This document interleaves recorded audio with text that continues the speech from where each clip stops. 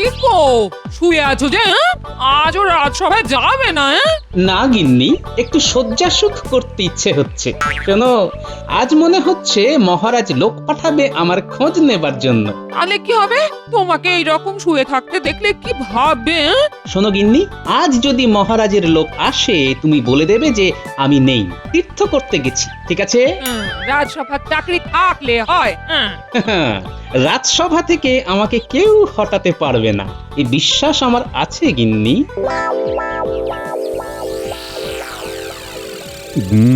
গোপালের কি হলো বলো তো মন্ত্রী, আজকেও তো এলো না। তুমি কি কিছু জানো? না মহারাজ। মহারাজ, আমার মনে হয় লোক পাঠিয়ে গোপালের খবর নেওয়া উচিত। ওর জন্য আমার মনটা কিরকম ছটফট করছে। ঠিক বলেছ বিজ্ঞানী, আমারও গোপালের জন্য মনটা কেমন করছে। প্রহরী, প্রহরী, শোনো প্রহরী, তুমি এক্ষুনি গোপালের বাড়ি যাবে, খবর নিয়ে আসবে গোপাল রাজসভায় আসেনি কেন। যথাজ্ঞা মহারাজ।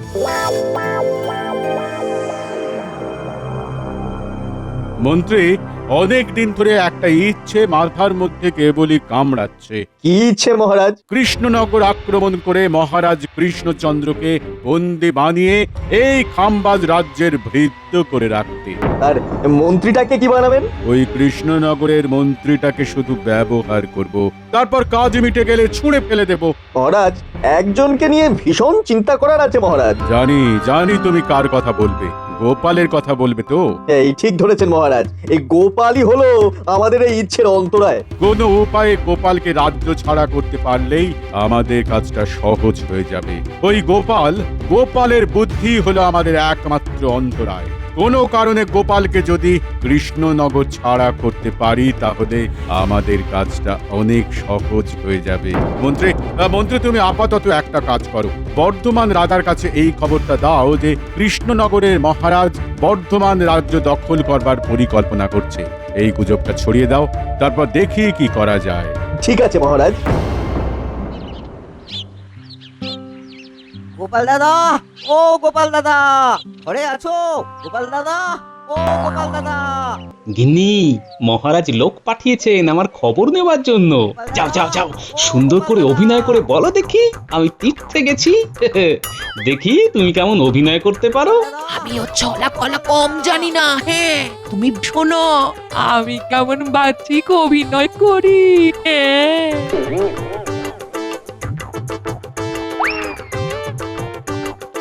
গোপাল দাদা, ও গোপাল দাদা, তুমি কি ঘরে আছো? এ ভাই, ও তুমি? প্রণাম গিন্নিমা।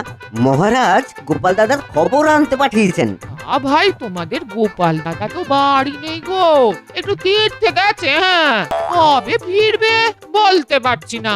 আসলে রাতে কোন এক দেবীর স্বপ্ন দেখে খুব ভয় পেয়ে গেছিল। হ্যাঁ, সকালে উঠে মুখে কিছু না দিয়ে চলে গেল। ঠিক আছে গিন্নিমা, ঠিক আছে, তবে আমি আসি। যাবে কি, দুপুর বেলায় গেরস্ত বাড়িতে এসেছো, একটু জল বাতাসে খেয়ে যাও। ভেতরে এসো, ভেতরে এসো। বাহ বাহ গিন্নি বাহ, কি সুন্দর একটা গল্প ফাঁদলে, বাবা যায় না।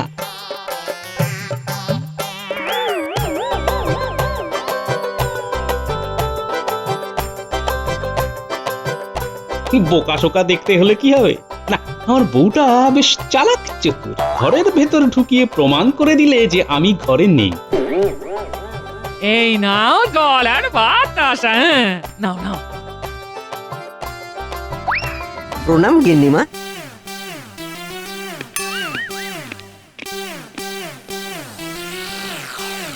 বলো প্রহরী, গোপালের কি খবর পেলে? মহারাজ গোপাল দাদা তীর্থে গেছে। বাবা, কালে কালে কত কি হলো। গোপালও তীর্থে গেল। হরি, তুমি কি ঘরের ভিতর ঢুকে দেখেছিলে? আমি ঢুকবো কি, গিন্নিমা তো ঘরের ভেতর ঢুকিয়ে বসিয়ে বেশ আদর করে ঠান্ডা জল আর গুড়ের বাতাসা খাইয়ে তবে ছাড়লো। ঠিক আছে, খবর পাওয়া গেল যে গোপাল সুস্থ, এতেই আমি খুশি। গোপালের এই না বলে যাওয়াটা একদম সমর্থনযোগ্য নয়। বলে কয়ে যাবার মতো তো সময় পাওয়া যায়নি।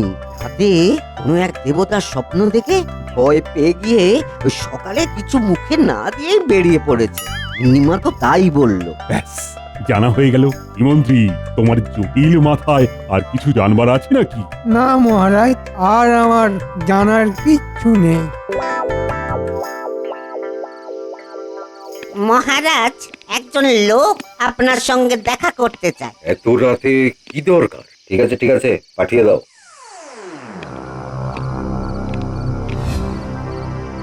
কি বলতে চাও বলো আগন্তুক। মহারাজ, একটা খবর দিতে এসেছি। আমি আসছি কৃষ্ণনগর থেকে। আমার নাম গজুপতি। কৃষ্ণনগর থেকে? মহারাজ কৃষ্ণচন্দ্র রায়ের শরীর কুশল আর মঙ্গল আছে তো? মহারাজ, সবাই ঠিক আছে, কিন্তু আপনি ঠিক নেই। আপনার বিশ্বাস সরলতার সুযোগ নিচ্ছে ওই মহারাজ কৃষ্ণচন্দ্র রায়। বলছো কি তুমি আগন্তুক? তুমি জানো কার সম্পর্কে তুমি কথা বলছো আমার কাছে? জানি মহারাজ, আর জানি বলে এই গুপ্ত সংবাদটা আপনাকে দেবার জন্য আমি সুদূর কৃষ্ণনগর থেকে এখানে এসেছি। আর ভাবতেও পারবেন না মহারাজ কৃষ্ণচন্দ্র রায় কি ভয়ঙ্কর ষড়যন্ত্র রচনা করেছেন। তুমি একটু খুলে বলো আগন্তুক। মহারাজ কৃষ্ণচন্দ্র রায় পরিকল্পনা করেছেন যে বর্ধমান রাজ্য তিনি আক্রমণ করবেন, এবং এই মর্মে কৃষ্ণচন্দ্র রায় সুবিশাল সৈন্যবাহিনী প্রস্তুত করে খুব শীঘ্রই বর্ধমান রাজ্যে প্রবেশ করবেন। আমি খুব বিশ্বস্ত সূত্রের খবরটি পেয়ে আপনার নিকট এলাম। খবরের সূত্র বলতে পারবো না, ক্ষমা করবেন। তুমি তো আমাকে খুব সংকটে ফেলে দিলে। আমি বিশ্বাস করতে চাইছি না, কিন্তু তোমার কথার মধ্যে এমন কিছু আছে যে আমাকে বিশ্বাস করতে বাধ্য করছে। আমাকে আপনি বিশ্বাস করতে পারেন মহারাজ, আমি মিথ্যের কথা বলতে আসিনি। আমি আপনাকে সতর্ক করতে এসেছি। ঠিক আছে ঠিক আছে, আমি কালকে এই বিষয়ে ওই রাজসভায় আলোচনা করব।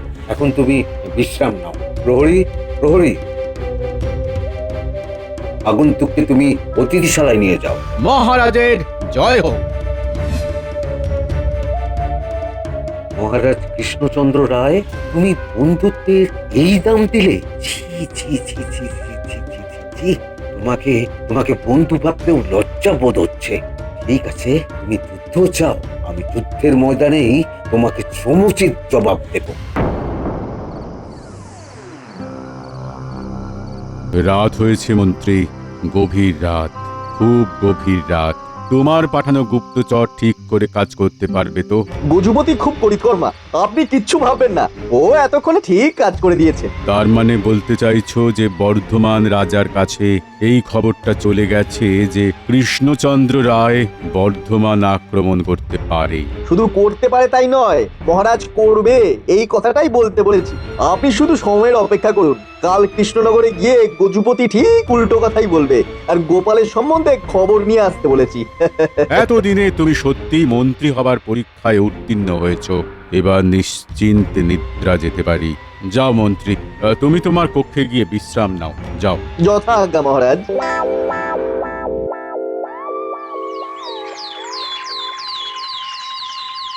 কি গো, আজকেও কি রাজসভায় যাবে না?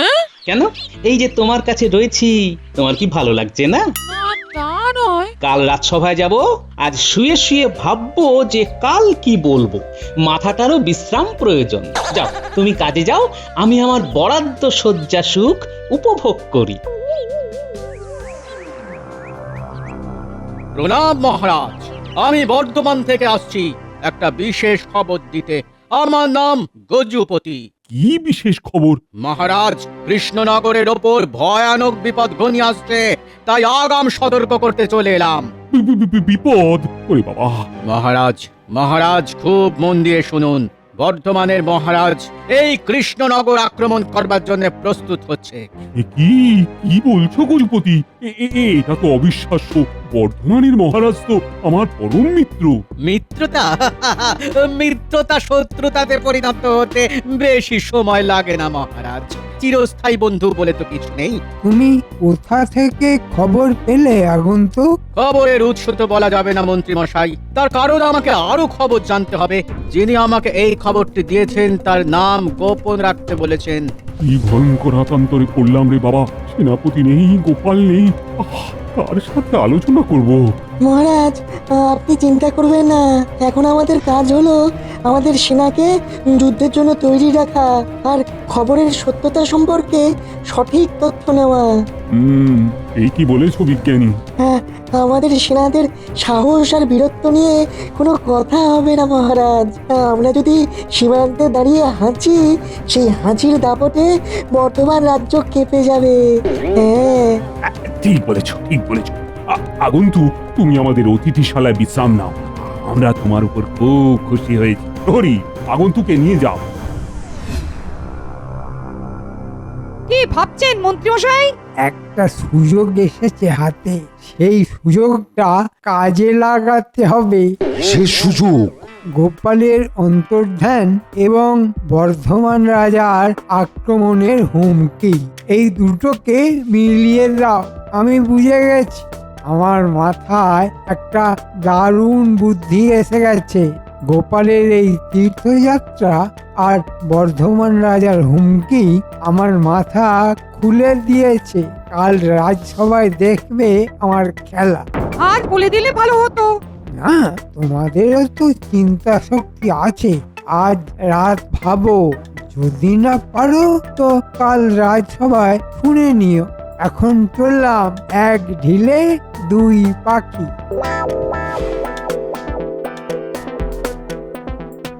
মন্ত্রী মশাই কি এমন ভাবলেন যে একেবারে নাচতে নাচতে যাচ্ছেন? আর মানে এমন কিছু ভেবেছেন যে এক ঢিলে দুই পাখি মারবেন? একটা তো গোপালের অপসারণ, আর অপরটা কি হতে পারে ভাবতে হবে।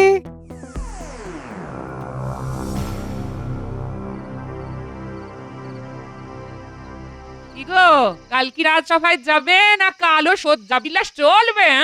বাহ বাহ বাহ বাহ বাহ, ভালো বললে তো। শয্যাবিলাস না, আমার সাথে থাকতে থাকতে তোমার মাথাটাও বেশ খোলতাই হচ্ছে। না, কালকের দিনটা রাজসভায় যাব না, কিন্তু কেউ যদি এসে খবর নেয় তাহলে বলবে ওই আজই তীর্থ থেকে ফিরেছে, পথশ্রমে ক্লান্ত, ব্যাস তাহলেই হবে। এই 4 দিন তুমি কোনো কাজের কাজ করলে না, শুধু শুয়ে বসে কাটালে। হ্যাঁ, আর এই শুয়ে বসে থাকাটা একটা কাজ গিন্নি। তাতে তাতে তাতে মাথার জটগুলো খুলে যায়। আর গিন্নি, এই সময় এই তাজা কুড়মুড়ে মুড়ি আর আখের গুড়ের বাতাসা কাটিয়ে দিল সব হতাশা। মরণ।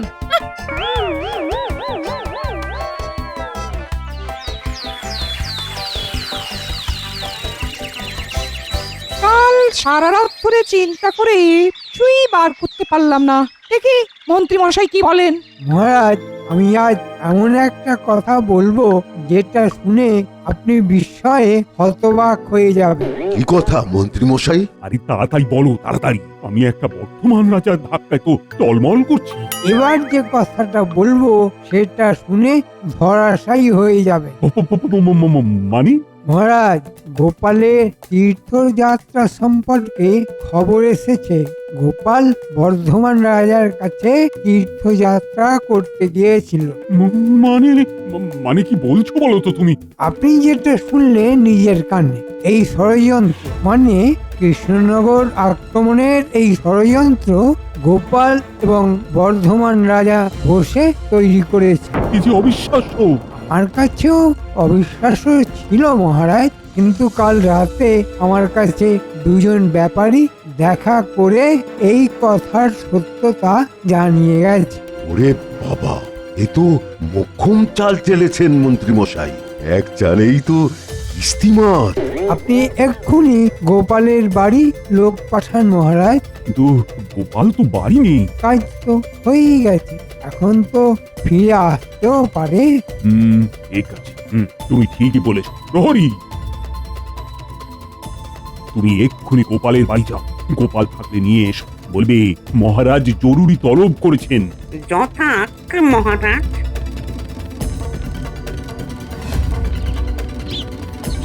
গোপাল দাদা, ও গোপাল দাদা, গোপাল দাদা। কে? প্রহরী ভাই, দাঁড়াও, আসছি। এইমাত্র আমি তীর্থযাত্রা থেকে এলাম। বলো ভাই, কি দরকার? মহারাজ এক্ষুনি আপনাকে ডেকেছেন। ঠিক আছে, চলো, যাচ্ছি। গিন্নি, আমি রাজসভায় যাচ্ছি। দেখো দেখো কি আবার ঘটলো? কেন জরুরি তলব? দেখি কি ঘটলো। চলো প্রহরী ভাই।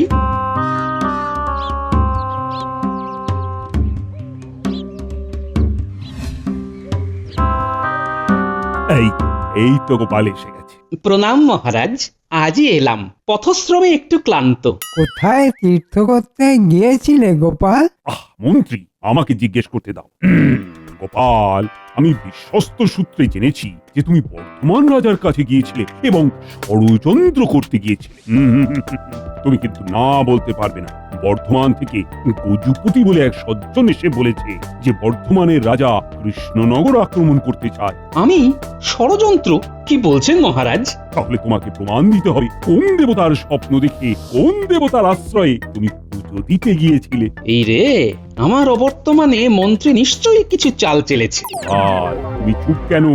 এই মুহূর্তে চুপ থাকাই ভালো, কারণ আমি যদি বলি আমি ঘরে ছিলাম তাহলে মহারাজ বিশ্বাস করবে না। তোমার নীরবতাই আমার প্রশ্নের উত্তর দিয়ে দিয়েছে। তার মানে তুমি এই ঘৃণ্য ষড়যন্ত্রের সাথে যুক্ত।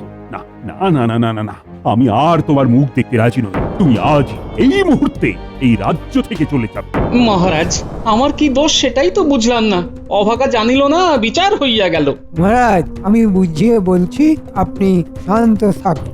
নির্ঘাত সরল সাদা মহারাজকে কেউ কোনো মিথ্যে কথা বলে আমার প্রতি খেপিয়ে তুলেছে। শোনো গোপাল, বর্ধমান রাজা ঘোষণা করেছেন যে তারা কৃষ্ণনগর আক্রমণ করবে। একজন শুভানুধ্যায়ী এসে সেই খবর দিয়ে গেছে এবং আমার কাছে খবর আছে যে তুমি এই ষড়যন্ত্রে আছো। তুমি চলে যাও গোপাল। বেশ বেশ মহারাজ, আপনাদের যখন তাই ইচ্ছে আমি চলে যাব মহারাজ। কেউ চলে যায় ভালো থাকার জন্যে, যেমন গোপাল, আর কেউ থেকে যায় ভালো করার জন্যে, যেমন আমি। প্রণাম মহারাজ, আমি আসি। বেচারা গোপাল, ওকে মন্ত্রী ইচ্ছে করে ফাঁসিয়ে দিল। আমি এখন মুক্ত মহারাজ। এতদিনে আপদটা বিদে হল। ঝিনুকের মধ্যে যে বন্দি সে নাকি মুক্ত।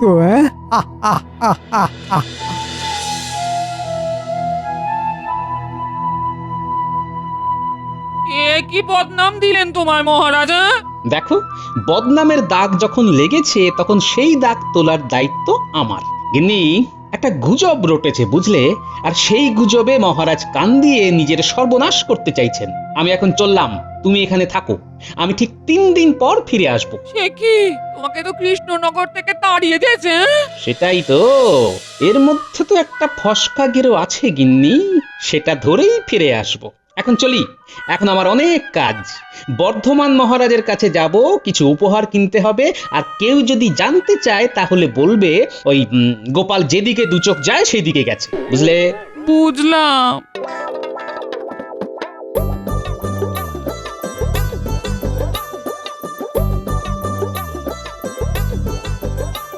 মহারাজ, কৃষ্ণনগর থেকে ওই গোপাল ভাঁড় এসেছেন, আপনার সাথে দেখা করতে চান। ঠিক আছে ঠিক আছে, পাঠিয়ে দাও। এসো গোপাল এসো, তোমার হাতে ওই বিশাল থালাতে কি আছে? কি আর থাকতে পারে বলুন মহারাজ? মহারাজ কৃষ্ণচন্দ্র রায় আপনার জন্য কিছু উপহার পাঠিয়েছেন। সে কি? আচ্ছা, কৃষ্ণচন্দ্র রায় ওই জুতো মেরে কুরদান করতেও পারেন নাকি? হ্যাঁ মহারাজ, আমাদের মহারাজের কাছে আপনার সম্পর্কে কেউ গুজব ছড়িয়ে গেছে যে আপনি কৃষ্ণনগর আক্রমণ করার জন্য সৈন্য প্রস্তুত করছেন। মহারাজের কাছে জেনেছি লোকটির নাম গজুপতি। সে কি? ওই নামে এক ব্যক্তি এসে তো আমার কাছে বলল যে কৃষ্ণনগর থেকে আসছে। আর আমাদের মহারাজের কাছে এসে সে বলেছে সে বর্ধমান থেকে আসছে। ব্যাপারটা বুঝেছেন মহারাজ? আহা, না না না, খুব ভুল হয়ে গেছে গোপাল, খুব ভুল হয়ে গেছে। এবার কি করা যায় বলো তো?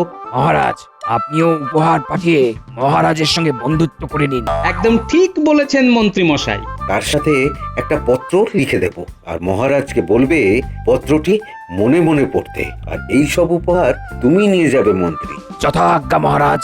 গোপাল, তুমি আজ বিশ্রাম নাও, কাল মন্ত্রীর সঙ্গে তুমি তোমার কৃষ্ণনগর ফিরে যাবে। আপনার জয় হোক। মহারাজ, গজুপতিকে একটা বিশেষ উপহার দিতে হবে। আমার জন্য চিন্তা করতে হবে না, আমার চিন্তা করবে খাম্বাজ রাজ। যাক, আমাকে যে কাজ দেয়া হয়েছিল সেটা ঠিকভাবে করতে পেরেছি। আপনার শুভ হোক। গজপতি গোপালের আসনে বসবে। কি ঠিক আছে? দুদিন পরে তোমার ওই সিংহাসনটাও থাকবে না। আপনার খুব কৃপা মহারাজ। মহারাজ, ওই বর্ধমান রাজার মন্ত্রী এবং গোপাল দুজনেই আপনার সাক্ষাৎ প্রার্থী। মানে ঠিক আছে, ওকে আসতে দাও। তারপর রাজাজ্ঞা পালন না করার জন্য গোপালকে কারাগারে নিক্ষেপ করবে। আপনার জয় হোক মহারাজ। তোমার এত সাহস যে তুমি আমার আদেশকে বুড়ো আঙুল দেখিয়ে ফিরে এলে। আমি তো আপনার আদেশ পালন করেছি মহারাজ। আমি তো চলে গেছি। আপনি বলেছিলেন এই রাজ্য ছেড়ে চলে যেতে, কিন্তু মহারাজ ফিরে আসতে তো বারণ করেননি। মরেছে, গোপাল তো ফিরে এসেছে। মহারাজ, বর্ধমানের মহারাজ আপনাকে পত্র পাঠিয়েছেন। মহারাজ, আপনার উপহার আমরা গ্রহণ করেছি। এবার আমাদের উপহার আপনি গ্রহণ করুন।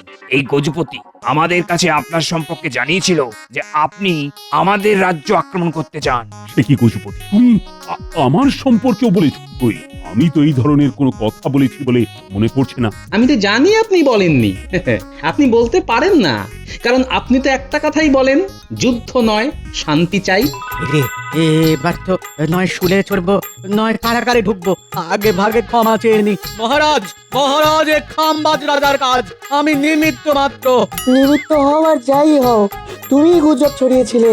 মহারাজ, এই গুজব ছড়ানোর জন্য এই পাজি লোকটার শাস্তি হওয়া উচিত।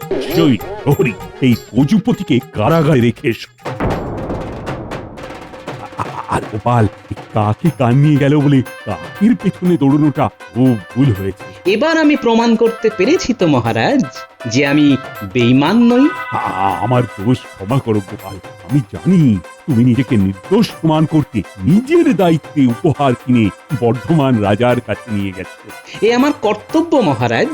আজ আমি খুব খুশি। প্রণাম।